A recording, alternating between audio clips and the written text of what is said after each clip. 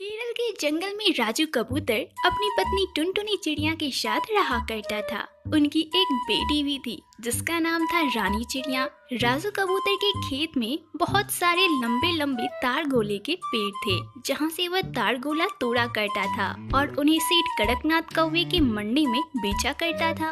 अरे राजू, आओ आओ, आ गए तार गोले लेके। वैसे राजू, मैं तुम्हें एक बात कह देता हूँ कि तार गोलों के डिमांड मार्केट में बढ़ गए हैं, तो मुझे तुमसे और भी ज्यादा तार गोले चाहिए। तो कल से ना तुम ज्यादा तार गोले तोड़ कर लाना। जी जी सेठ जी, क्यों नहीं, कल से मैं और भी ज्यादा तार गोले तोड़ कर लाऊंगा। ठीक है राजू, ये लो तुम्हारे तार गोले के पैसे। राजू कबूतर सेठ जी से पैसे लेकर खुशी खुशी वापस घर आ जाता है। टुनटुनी, अरे ओ टुनटुनी, तुम्हें पता है हमारी तार गोले की डिमांड मार्केट में बढ़ गए हैं, इसलिए सेठ जी ने मुझे और भी ज्यादा तार गोले तोड़ कर लाने को कहा है। अरे वाह राजू जी, ये तो बहुत अच्छी बात है। राजू जी, कल से ही आप सेठ जी को और भी अधिक तार गोले तोड़ कर दे देना, इससे हमारा मुनाफा भी बढ़ जाएगा। हाँ हाँ टुनटुनी, मैं भी यही सोच रहा था। अच्छा, मैं चलता हूँ खेत पर, मुझे तार गोले भी तो तोड़ने हैं और कल सेठ जी को भी तो देने हैं। ठीक है राजू जी, ध्यान से जाना।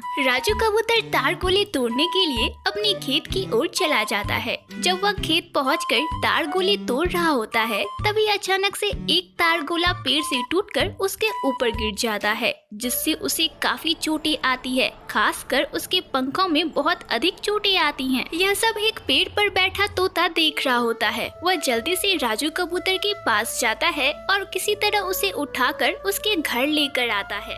अरे अरे, इन्हें तो बहुत अधिक चोटें आई हैं। आपको अब इनका बहुत अधिक ध्यान रखना पड़ेगा, खासकर इनके पंखों का। अब इन्हें कम से कम 6 महीनों तक कोई काम नहीं करने दीजिएगा। लीजिए, मैं कुछ दवाइयाँ लिख देती हूँ, इसे आप समय से देते रहिएगा। डॉक्टर बुलबुल के जाने के बाद टुनटुनी चिड़िया हरी तोता से कहती है, हरी तोता भैया, आपका बहुत बहुत शुक्रिया कि आपने राजू कबूतर को जल्दी से घर ले आया, नहीं तो पता नहीं इनके साथ और क्या हो जाता। अरे अरे टुनटुनी बहन, शुक्रिया की कोई बात नहीं, यह तो मेरा फर्ज था। इसी तरह कुछ दिन बीत जाते हैं। एक दिन रानी चिड़िया जब स्कूल से वापस घर आती है तो वह अपनी माँ टुनटुनी से कहती है, माँ, मुझे 20 रुपए चाहिए। माँ, मेरी सारी कॉपियाँ खत्म हो गई है, अब मैं कहाँ लिखूंगी? माँ, मुझे 20 रुपए दो ना, मुझे एक कॉपी लेनी है। ठीक है बिटिया, ये ले 20 रुपए और जा अच्छी कॉपियाँ खरीद ले। नन्ही सी रानी चिड़िया अपनी माँ से 20 रुपए लेती है और कॉपियाँ खरीदने चली जाती है। अब मैं क्या करूँ? घर की सारी जमा पूंजी धीरे धीरे खत्म हो रही है, अब घर कैसे चलेगा? और हाँ, राजू जी की भी तो दवाइयाँ खत्म होने लगी है, अब मैं दवाइयाँ भी कैसे खरीदूंगी? यह सब सोचते हुए टुनटुनी चिड़िया अपने पति राजू कबूतर के पास जाती है और उससे कहती है, राजू जी, घर की सारी जमा पूंजी अब खत्म होने वाली है, अब मैं क्या करूँ? राजू जी, क्या मैं कहीं काम ढूंढूं? मैं कितना अभागा हूँ कि मैं अपने परिवार को पेट भर खाना भी नहीं दे पा रहा। मेरा ऐसा जीना ही क्या काम का। टुनटुनी, मुझे मौत दे दो, तुम मुझे जहर ला कर दे दो। अरे राजू जी, आप ये सब क्या बोल रहे हो? राजू जी, हम कुछ न कुछ उपाय जरूर निकालेंगे। और वैसे भी राजू जी, मैं जब बाजार गई थी तो मैंने देखा पकौड़ों वाले की बिक्री कितनी ज्यादा हो रही थी। राजू जी, क्यों ना मैं पकौड़े का ही व्यवसाय शुरू करूं? टुनटुनी, क्या तो तुम ठीक रही हो, पर बाजार में पहले से ही कई पकौड़े वालों के ठेले हैं। क्या तुम्हारे पकौड़े बिकेंगे? टुनटुनी, तुम्हें कुछ अलग सोचना होगा, कुछ हटके। तभी टुनटुनी चिड़िया की बेटी रानी चिड़िया कॉपियाँ खरीद कर घर वापस आ जाती है। तब टुनटुनी उससे कहती है, अरे रानी बिटिया, तू बता, तुझे क्या खाना पसंद है? माँ, मुझे तो मैगी खाना पसंद है। अरे हाँ राजू जी, क्यों ना हम मैगी के पकौड़े बनाकर बेचें? मैगी के पकौड़े?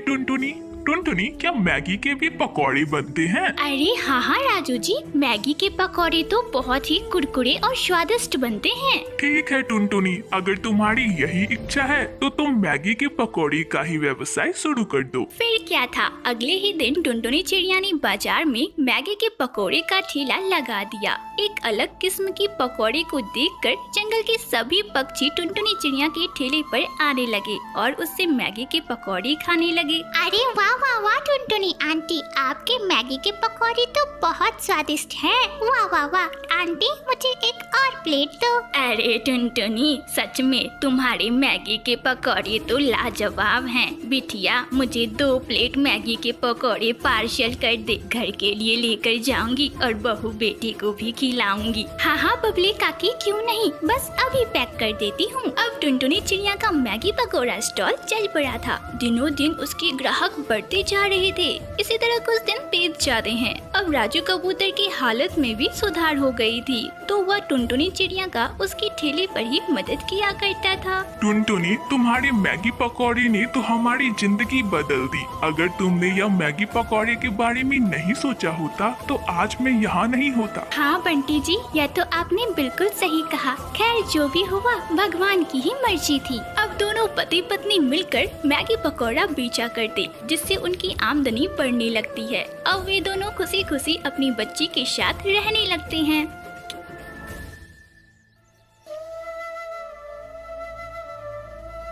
सुंदरवन के जंगलों में पंछियों का एक बहुत ही सुंदर बसेरा था। उसी जंगल में कालू कौवा नाम का एक धनी सेठ अपनी पत्नी सुंदरी कौवी के साथ एक बहुत बड़े घर में रहा करता था। सेठ कालू कौवे के यहाँ बहुत सारे नौकर काम किया करते थे और उन्हीं में से एक थी टुनटुनी चिड़िया, जो कि उनके घर की साफ सफाई किया करती थी। कालू कौवे के घर के बगल में ही टुनटुनी की एक छोटी सी झोपड़ी थी, जहाँ पर वह अपने 2 बच्चों के साथ खुशी खुशी रहा करती थी। एक बार की बात है, सुंदरी कौवी से मिलने उसकी बचपन की दोस्त मुनमुन कबूतर उसके घर आती है। अरे ओ सुंदरी, तेरा घर तो बहुत बड़ा है रे। हाँ मुनमुन, तुझे तो पता है ना मेरे पति कितने अमीर हैं। हाँ हाँ, वो तो दिख ही रहा है। अरे मुनमुन, तू कितनी दूर से आई है, तू जाकर रूम में आराम कर। वो ना मुझे शॉपिंग करने जाना है, मैं झट से शॉपिंग करके आई, ठीक है? हाँ हाँ सही कहा, मैं जा रही हूँ, आराम करती हूँ, तू जा अच्छे से शॉपिंग करके आ जा। इतना बोलकर मुनमुन कबूतर कमरे में आराम करने चली जाती है और इधर सुंदरी कौवी शॉपिंग करने के लिए मार्केट चली जाती है। कुछ देर बाद सुंदरी कौवी शॉपिंग करके वापस घर आती है और अपनी कमरे में जाती है। अरे वाह, ये हार तो मुझ पर कितनी सुंदर लग रही है। कल मैं जैसे ही इसे पार्टी में पहनूंगी ना, सारी औरतें मुझे देखकर जल भुन जाएगी। हाँ, सुंदरी कौवी अपने कमरे में खुद से ही बातें कर रही होती है, पर उसे इस बात की भनक तक ना थी कि उसकी बातों को कोई सुन रहा है, और वो थी मुनमुन कबूतर। ओहो, तो ये बात है। अच्छा जी, ये हार तो बहुत कीमती लग रही है, क्यों ना मैं इसे चुरा लूं। मुझ पर तो किसी को शक भी नहीं होगा। हाँ, आज रात ही उसका काम तमाम कर देती हूँ। जब आधी रात होती है तब मुनमुन कबूतर चुपके से सुंदरी कौवी के कमरे में घुस जाती है और उसके हार को चुरा लेती है। जब वह चोरी करके कमरे से बाहर ही निकल रही होती है कि अचानक से सुंदरी कौवी की नींद खुल जाती है और वह चोर चोर चिल्लाने लगती है। सुंदरी कौवी की आवाज सुनकर घर के सारे लोग जग जाते हैं और तभी अचानक से लाइट जल जाती है, तो वे देखते हैं कि टुनटुनी चिड़िया मुनमुन कबूतर के साथ है और उन दोनों के हाथ में वही हार है जो कि सुंदरी कौवी ने आज ही खरीदी थी। अरे अरे, ये सब क्या है? ये तो मेरा हार है। अरे हाँ सुंदरी, देखना, ये टुनटुनी चिड़िया तेरे हार को चुरा रही थी, मैंने इसे पकड़ लिया। नहीं नहीं मालकिन, ये क्या बोल रही है मुनमुन दीदी? मैंने नहीं चुराया है, ये तो आप चुरा रही थी। अरे ओ टुनटुनी चिड़िया, खुद चोरी करके हमारे मेहमान पर इल्जाम लगाती है। चल निकल यहाँ से, भाग यहाँ से, मैं तेरा अब रहना मुश्किल कर दूंगा। वहाँ मौजूद सारे पंछी टुनटुनी चिड़िया की बातों पर थोड़ा भी विश्वास नहीं करते और उसे और उसके दोनों बच्चों को धक्के मारकर उस जंगल से बाहर निकाल देते हैं। अब मैं अपने छोटे छोटे बच्चों को लेकर कहाँ जाऊँ, कहाँ भटकूं मैं इस अंधेरी रात में? मैंने तो चोरी भी नहीं की, पर किसी ने भी मेरा विश्वास नहीं किया। बचाओ बचाओ, मुझे बचाओ कोई। अरे अरे, ये किसकी आवाज है? अरे बच्चों चलो जल्दी, लगता है किसी को हमारी मदद चाहिए। चल जल्दी बच्चों। टुनटुनी जब थोड़ी दूर जाती है तो देखती है कि एक चींटी का पैर एक बड़े से पत्थर के नीचे फंस गया है। वह तुरंत से उस पत्थर को अपनी चोंच में उठाती है और उस चींटी को उससे बाहर निकालती है।